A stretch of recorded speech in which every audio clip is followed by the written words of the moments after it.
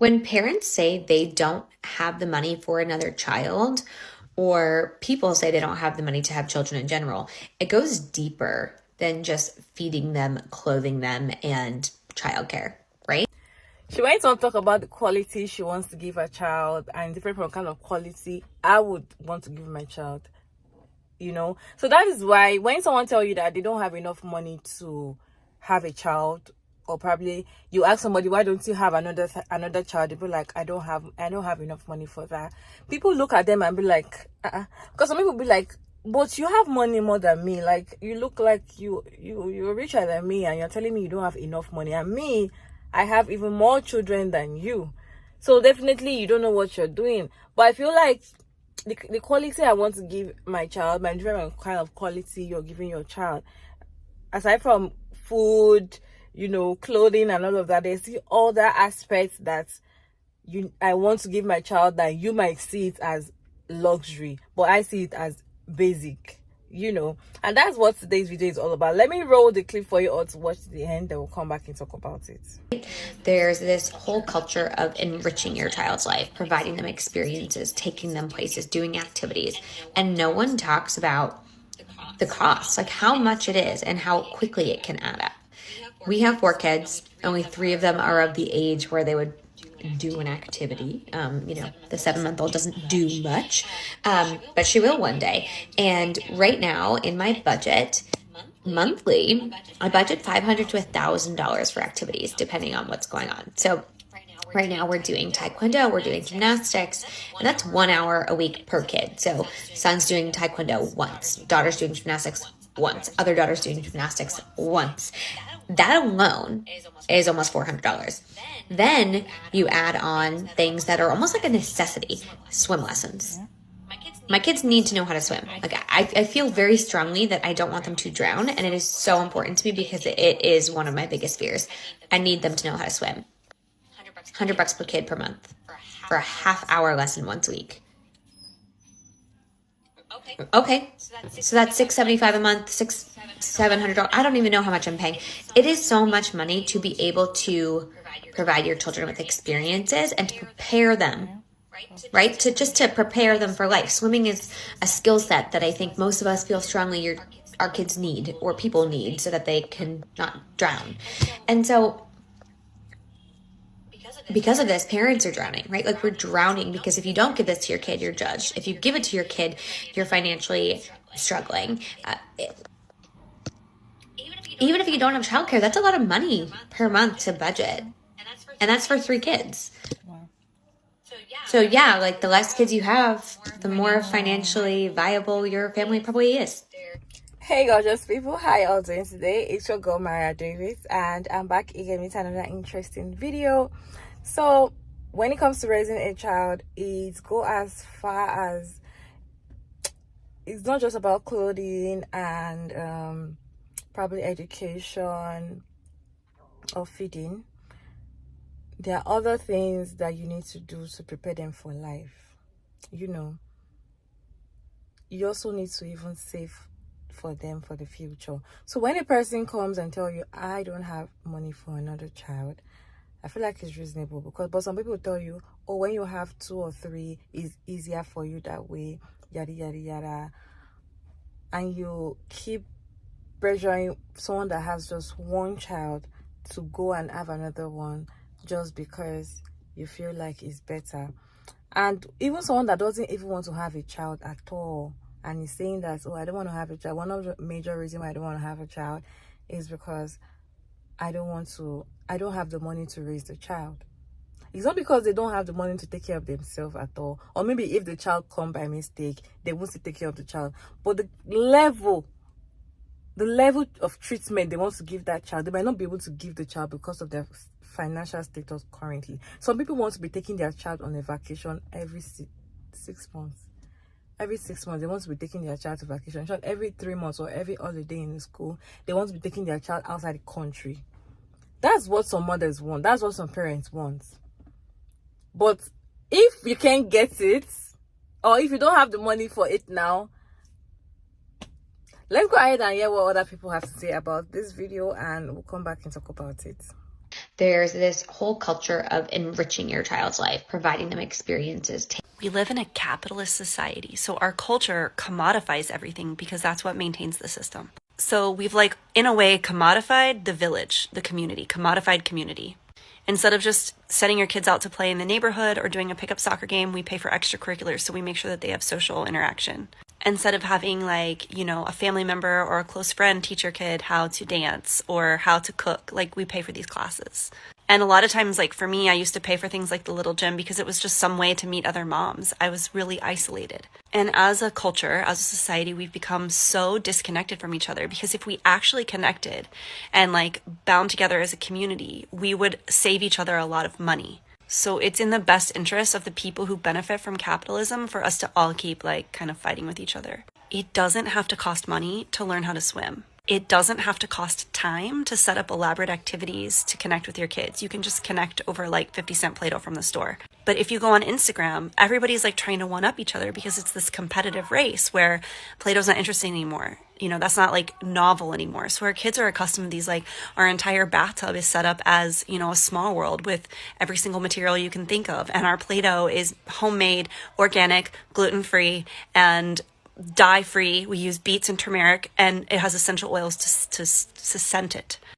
Literally no beef with anybody who does that. I tried that for a while, and I would set it up, spend an hour doing it, and my kids were like, what is this? So if you do that, I think we should all recognize that that's for you as the parent, something that you enjoy. It's not necessarily needed to enrich your child's life. Neither is a trip to Disney World or Disneyland. In fact, for a lot of kids, that is developmentally inappropriate, especially when we take them at too young of an age to appreciate it. To be able to handle the sensory experience or understand what's going on experientially, because cognitively they don't understand what's going on. I am absolutely 100% on board with parents making their own decisions about how many kids they have based on what lifestyle they want to have, who wants to stay at home or doesn't. And I think that's a really important conversation to have with ourselves and with our whole community. Because I think one of the most important things that I should have done before I had as many kids as I did is really be honest and realistic with myself about how much support I was going to have. And ask myself, what do I really want out of a career? Do I want to be a stay-at-home parent? Because we are in a situation now where it's really just not possible for me to be both emotionally present and to have a career. Not saying that that's not possible at all, because I know that other people have different capacities, different amounts of kids, different levels of developmental delays or disabilities. I'm autistic and ADHD, and one of my kids is. But I was really emotionally wounded, and I kept doing activities and filling my time with work and doing all these things just to avoid vulnerability and sitting with my feelings. And it got me into a place that I did not want to be in. And I also was terrible at asking for help because I thought it meant I was weak. And I would rather buy help than ask for help. When parents say they don't have the money for another child. So for those of you who don't know, my husband and I have 6 children. More specifically, we have 6 boys. So something we hear all the time is, are you guys going to keep trying until you get a girl? Fuck no. But the reason for the no goes far beyond us just not wanting to have any more children. It's about the quality of life we're providing for our kids. Yes, we could have more kids and be able to feed them. That's not really the issue. But having a child isn't just about feeding and clothing them. What kind of life are you actually providing for these kids that you're having? I like to be able to take my kids on trips. I like to be able to attend all the class parties. I want to make sure that the childhood they have is a happy and memorable one. The more children you have, the more directions you're getting pulled in. With each child that you have, it gets harder and harder to ensure that quality of life. So when we say we can't afford another child, it's not all about the money. It's also about the time. When parents say they don't have the money for another child, or... No, because getting your child involved in extracurricular activities helps them in so many ways. It teaches them critical thinking skills. It teaches them how to make friends. It teaches them how to live, that there is more to life than going to school, going to work, and then coming home and doing chores, and then repeating the cycle back the next day until infinity, until you die. Children in general require so much more than the bare minimum in order for them to be fully functioning adults as they age. And even as an adult now, I see the value in that. And poor people are definitely less likely to be able to have access to these activities.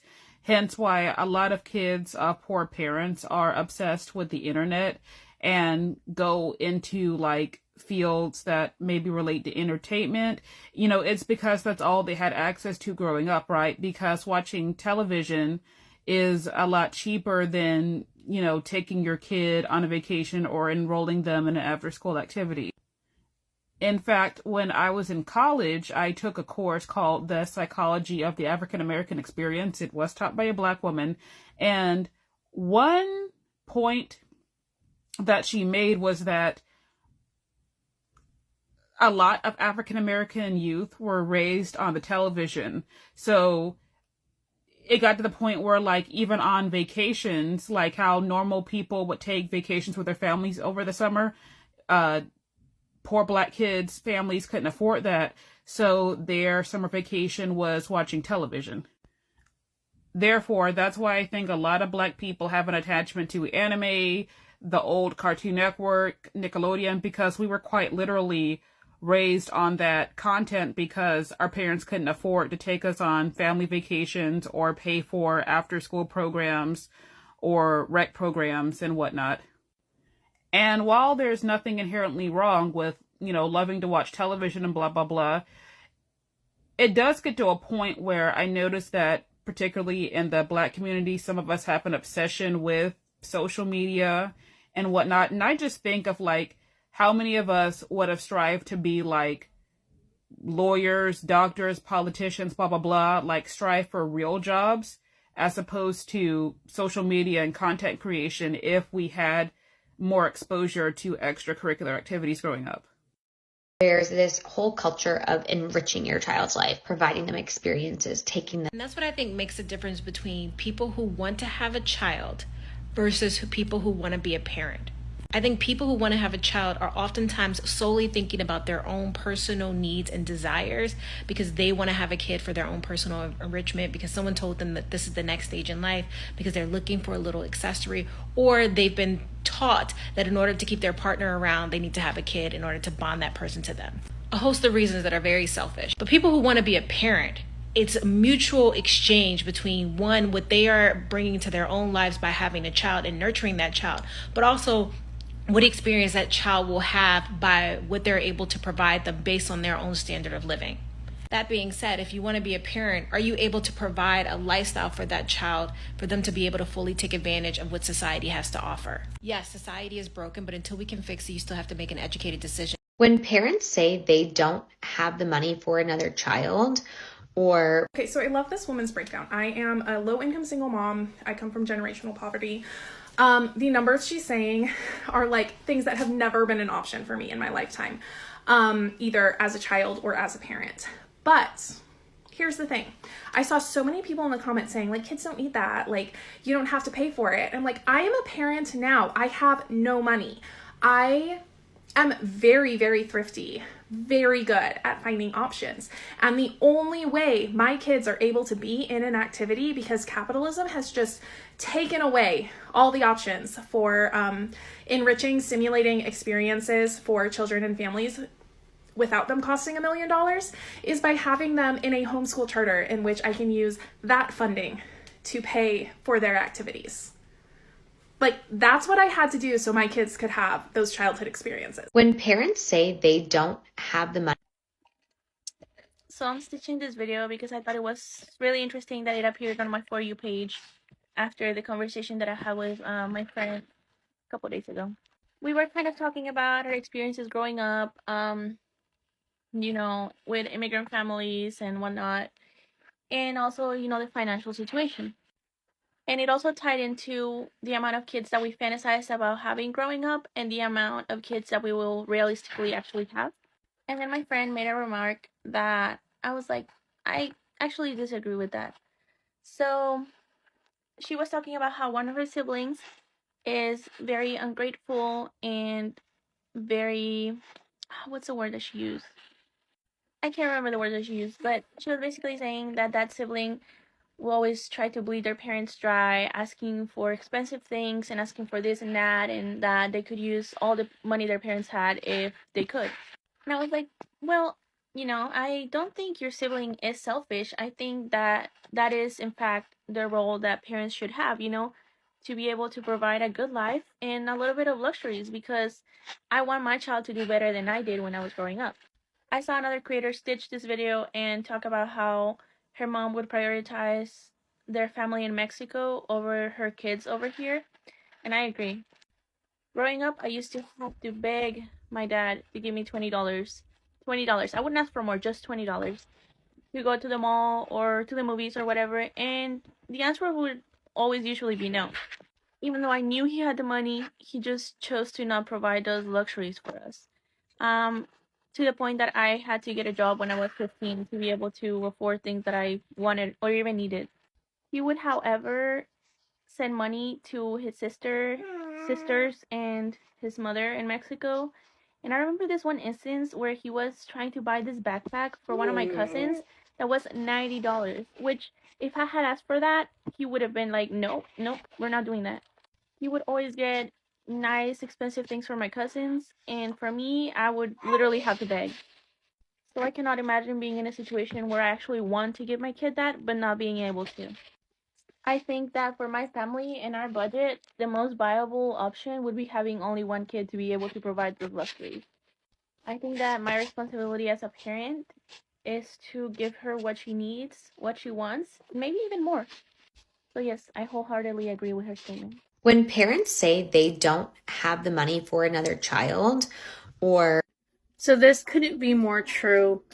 As a adult who had parents that were constantly working, as a child who is the youngest of the group, and it's just, I say group and it's just me and my sister, but it feels like a lot of us because my parents worked to the bone for stuff, for food, for clothes, for toys, for everything in the books, you name it. My husband as well, my husband's parents, his parents worked to make a living to survive, and they had multiple children as well. And it's so hard being a parent and hearing, when are you gonna have another baby? When are you gonna have another baby? When are you gonna have a baby? Especially in this economy, it's not feasible at all. Not saying that we don't want more children, because I make beautiful babies. And thank you. And it's really hard to keep all the childhood alive. Keep the magic of Christmas alive. Adventures, clothes, because they're constantly growing. Food, they're picky about food. There's just so much things that go into being a parent nowadays that it's just not the same as having multiple kids. Like, I would love another baby. Love it. I got lucky with our daughter because I was on Medicaid and I didn't have to pay for anything as a first-time mom. But the second round, we don't qualify for it because we make too much money. And that was really a little bit more than what we made last year. My husband says I have the world's hardest job. And we have the world's hardest job with being a single child family. Because we want to give her everything, want to make sure she has everything. Juice, character cups, it's just so much stuff that goes into play. Kudos to all those parents who actually have multiple kids and do this. I have no idea how you guys do it and manage to stay sane and manage to keep your romance alive and all that good stuff. It's hard. It's really hard, but maybe one day, but definitely not today. when parents say they don't have the money for another child, or So I wish more people understood this before they made that commitment to have children. It takes more than just food, shelter, and water just to raise a kid. I had a pretty rough childhood. My mom started having babies at 16, and by the time she was 24, she had 4 kids. So we were poor. My mom didn't have a career, so my parents were stuck, working low income jobs. My older siblings, they had a different dad that basically abandoned them. He wouldn't pay child support, and he moved on and went and created babies with other women. So we had it very rough growing up. Like, I would even, tell my parents, I want to be in gymnastics and I want to do cheerleading and I want to be in band, but my parents would never put me in any type of extracurricular activities. Like, for example, I was in band and I had to sit there and watch everybody else in band class with their instruments, and I'm just sitting there without an instrument for 2 weeks. And I eventually had to drop out because how am I going to learn music without an instrument? All of those experiences of not being able to do what my friends are doing and participating in the activities that they participated in, it really it messed with my self-esteem. And so being just poor like that, it really messes with you on the inside. So stop having kids that you cannot afford, because yeah, you can give them the bare minimum, but whenever they see, other kids their age doing things that they wish they could do, like going on vacations and participating in activities, it really hurts them to the core. But thankfully, I have a daughter, and I put her in gymnastics, and I put her in a private preschool. So I'm giving her the childhood that I wish I would have had. So stop having babies if you cannot afford them. And make sure that you do give your kid a very enriching life. When parents say they don't have the money for another child, or to go back, watch her whole video. She does a really good job of like breaking it down to what it costs to like do things like swimming lessons. And as a Latina and coming from a Mexican household, it's so hard sometimes for me to even get into this subject with family members, tias, etc., because the mentality is, oh, donde comen cinco, comen seis. And the thing is that I want to give my children the opportunities and experiences that I didn't have necessarily growing up. My mom worked full time, my dad worked full time, and he wasn't really involved. He was, like a typical Mexican dad, just checked out of like anything that had to do with the kids. And, we couldn't do swimming lessons unless they were free or at the park. And I grew up in South Central, so there was only swimming lessons in the summer during the day, and my mom couldn't take us to that. So we were at that disadvantage. We don't know how to swim, and that sucks. So I want to give my children that. My son goes to a private preschool. He's been going there since he was about 17 months. It's like a Reggio Emilia based preschool. They take really good care of his emotional well-being, and that's what we're paying for. We're paying almost $1,000 a month for him to go to this school, but it coincides with how we parent. The discipline is, not something like timeout or anything like that. It's based on connection, and that's what we're paying for. My daughter is gonna be 2 in February, and her art classes are once a week, about like 20 minutes, 30 minutes, and we're paying almost $50 for her to do this. And pretty soon she's gonna start gymnastics, and that's also gonna be like $100 that we're paying. We're also able to do things like go on family vacations to Legoland because we can afford it with 2 children. So a lot of times when people say that they can't afford to have more children, this is the place that we're coming from. And a lot of us just choose not to because we can take trips or whatever because we have only 1 or 2 children. when parents say they don't have the money for another child, or I'm pretty sure a lot of you will relate with this. So I was on the phone the other day with my mom, And I was putting up the tree and I told her, oh, I just need the gifts for my kids. I'm gonna wrap them up, put them up in the tree, and I'm good to go for Christmas. She proceeds to tell me, oh my God, you shouldn't spoil those kids anymore. They already have enough gifts. You shouldn't give them any more. Mind you, when we were growing up, we never celebrated Christmas. We never got gifts. Santa didn't exist for us. So obviously, as a mother, that wants to break generational curses, I obviously, said what I thought. And I told her the reason I give my kids gifts is because I want to give them the gifts I didn't get as a child. My mother gets offended and says, well, we didn't have the money back then. And I proceed to tell her, you did have the money. You just didn't want to buy us gifts.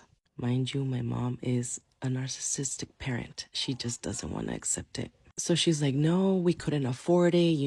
We always were making ends meet, so we couldn't afford giving you guys gifts. And anyways, I never liked that holiday to begin with. So I proceed to break down the reason why she didn't give us any gifts or couldn't afford them. I tell her the reason you couldn't buy us gifts, my brothers and I gifts, was because you were more worried about sending money to your family in Mexico.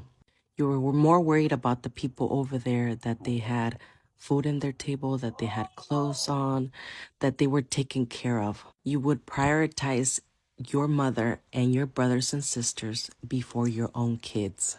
And I know a lot of Hispanic families do this, or Latinas families do this. She then tells me, well, I don't feel sorry because I did something good for my mother. I then proceed to tell her, well, that's the difference between you and me. I prioritize my kids first. So for me, I'm not doing too much. In fact, I don't feel I'm doing enough for them.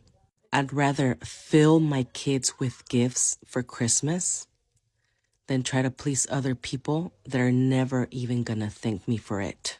Because mind you, everybody on my mom's side of the family no longer talks to her. They in fact hate her now. So I tell her, me giving my kids gifts, it's not too much. You think it's too much, but for me, it's not. I love my kids and I will do anything and everything for them.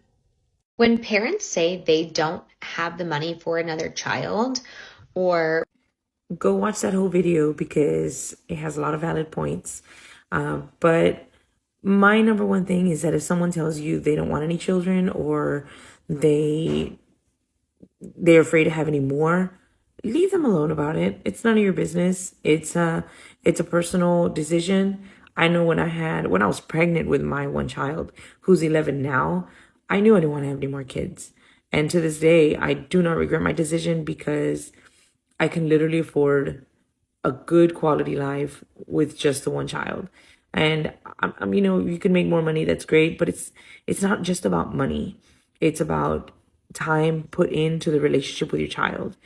It isn't, if you have $1 million, you could take care of 20 kids. If you make a lot of money, you can financially support a bunch of kids. But it's not about financially supporting them. This video talks about how expensive it is to raise a child, but we value time as much as we value money sometimes, and it's not fair for the children because you need to be able to put forth the time to play with your child, to tickle your child, to joke around with your child, to have serious conversations that are so uncomfortable with your child. I have an 11-year-old, and I knew that when I was pregnant with him that I didn't want any more kids. And I do not regret my decision, not one time, because I couldn't do it. I see other parents that have multiple kids. They're running around trying to fit everybody in their schedule. They're stressed. They're not happy in their life because everything is so jam-packed into the 24 hours. We all have the same 24 hours. And if you feel comfortable with just having one child or having no children at all, and you just want to take care of yourself, that's okay too. Don't let society pressure you into thinking that you need to have another child or that you need to have more children or have any kids at all. Enjoy your life. Understand that bringing someone else into the life is going to cut what you are used to giving time for yourself. Is going to cut all that, not even in half. It's going to cut all that off, period. Reconsider before having more kids or having any at all. Giving your child quality time is one of the best things you can ever give your child, especially the kind of life that your parent never did give you, and you try to work so hard to give your child, is the best. Aside from giving them the bare minimum, like feeding, taking care of the child and all, there are other important things to still do that our parent never did. Someone like me, my parent never took me on a trip. Never took me on a trip. They just do shots when we go out is a very major thing. They don't even give me extra money when I was young. They don't even, like, once they've taken you to school, there's food. You only eat what is available. You don't eat what you want to eat. You know, there are a lot of things that you were just giving, which is, there's more to that than having a child. When you give your child that life, that the kind of life that you wish you had, I feel like that's the best parenting ever. And as somebody said, there's a difference between being a parent and wanting to have a child. If you want to be a parent, you put in your whole in this child. So I feel like society is just making norm for when somebody say I'm not so boxed up to have a child now. I feel like people should just respect people's opinion. That's my thoughts about it. Then comment section. Thank you all so much for sticking around to this point. I hope you enjoyed this one. Don't forget to like and share and subscribe and all of that good stuff, and let me know your thoughts about this down in the comment section, and I'll see you all in my next video. Bye.